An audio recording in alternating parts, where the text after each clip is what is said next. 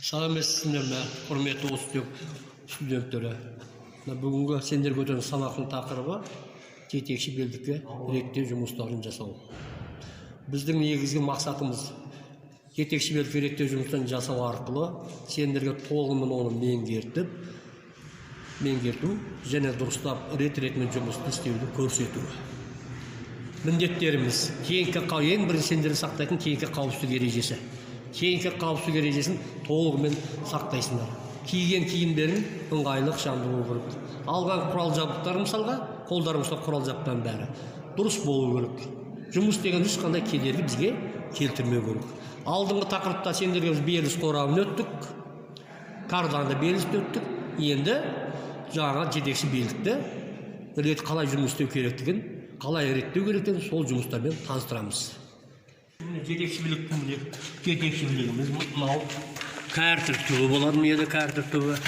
Екінші басты беріліс тұр. Мұның басты беріліс дегенде мынау басты беріліс мінекей.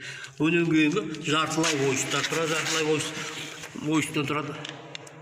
Жартылай ойыстан тағы қосымша жартылай ойыстан бір дифференциалды механизмнен тұрады. Аяқ дифференциалды механизмнен тұрады. Енді осыған реттеу жұмыстарын жасаймыз. Енді тығын арқылы көрсеткен майын түсіреміз. Майын түсіріп аламыз. Майын түсіріп алған соң барып жаңа жарты ойыстан балдарды шығарамыз. Қарданның жарты ойыстан балдарды шығарамыз. Жарты ойыстан балдарды өнімгөйді карданнан ажыратамыз. Карданнан ажыратып арқылы өнімгөйін барып редукторлар мысалға басты бес редукторын шығарамыз мысалға. Ол үшін бізге керекті құрал жабдықтардың бәрін реттеп алуымыз керек мысалға.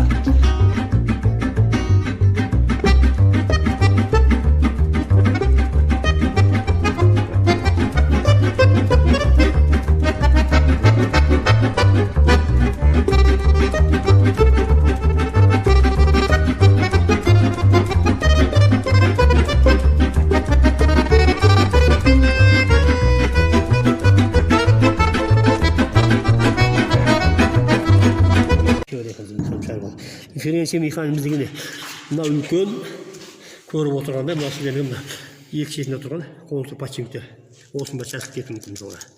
Неліктен мысалы майдың болмағандықтан, май толық болмаса мысалға осыдан шашып кетеді мысалға. Кестен алам гелінуі мысалға. Жаңа өзігіне бұлардың қызуы мысалға. Сол әсерлерден осының дұрыс жұмыс істеуіне әкеліп соғады мысалға. Сондықтан осының бәрін реттеу жұмыстарын жасаймыз. Реттеу жұмыстарын жасап отырып, мысалы, сені көріп отырғандарымыз сателлит дегеніміз мынау. Құрметті студенттермен сателлиттермен сателлиттер арқылы ол дифференциалды механизм қызмет етеді мысалға.